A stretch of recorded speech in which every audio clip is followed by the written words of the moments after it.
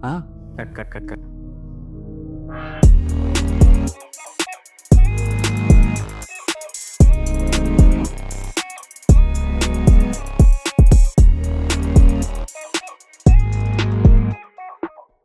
Hey guys, welcome back to my YouTube channel. I have ordered a camera for my YouTube channel and for vlogging, and it's finally here. I was literally waiting for this the whole day, and the delivery executive made it so late. But I kept calling him and I kept bugging him so that he brings it quickly. Anyways, so it's here finally. It's a Sony ZV-E10 II, as you can see. This is the package it comes in. I've already unboxed it. It's not going to be like a fresh unbox. As you see, the seal is broken. That's because it's an online piece and I had to do a check. Firstly, when you unbox, you see this manuals, a lot of documentation with the warranty card and stuff. So we'll keep that aside. Then we get into the camera. So it comes with a strap, very useful when you're traveling. And then the battery.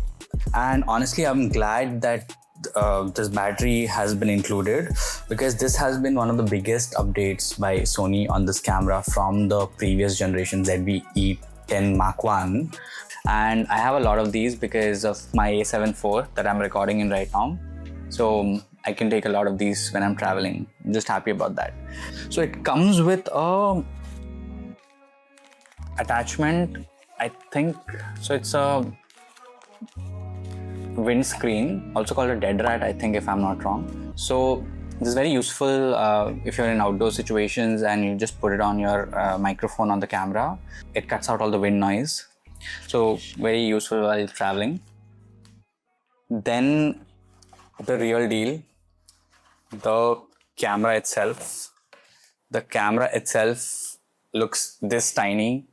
I'm so happy that it's this size. It's very lightweight, like using the A7 IV for these many years and then coming to this, like it feels quite lightweight. If I'm not wrong, it's somewhere around 350 grams. As I told you, there's not going to be a technical video, so I'm not very sure, but it's very lightweight. And I was telling you about the dead rat, right? So this is how you put it, if I'm not wrong. This is the horseshoe, and this is the horseshoe. So this is where you just put it and it covers the mic on top. If there's a lot of wind, it just cuts it out. So that's how you can use it. This is the mic. I've heard the mic's good quality. I've watched like hundreds of review videos before getting this one. I mean, it was obvious that I have to get a Sony camera because of all the lenses that I already own. I'm in the ecosystem, so I do have few lenses for the A7 IV, so I can use them here as well. It took me a while to decide which camera I want to go with. Of course, as I told you, it had to be a Sony. I was actually confused between the A6700 and this one, because the A67 does have in-body stabilization or something. So when you're walking around and stuff, of course, it stabilizes your footage a little more better. This also has electronic stabilization, which isn't good enough, I feel. So the biggest reason I got this is basically because this is so small. I never feel like carrying my A7 IV, and I think now I feel like carrying this one. Honestly, not just about travels. I can roam around with this on a day-to-day basis, even in the city, and that makes it the perfect camera for YouTube, at least for me. It has a bunch of dedicated vlogging features, which perfectly meets my requirement. And in fact, I'm very excited to take it on my travels. That's the best part.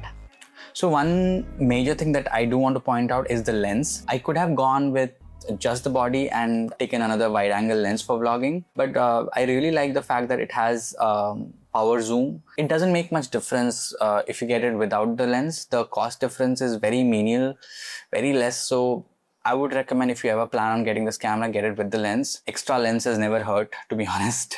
And there's a reason I got this lens. It's a very nice lens, to be honest. It's a very small, compact lens. I don't know if you can see the size it's very thin.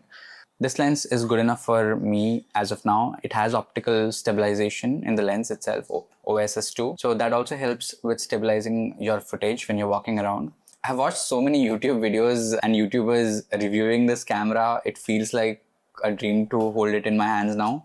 Like, it's not like a very huge movement or something, but it feels very good to have this camera, because like I have the Sony A7 IV with me, which is a superior camera.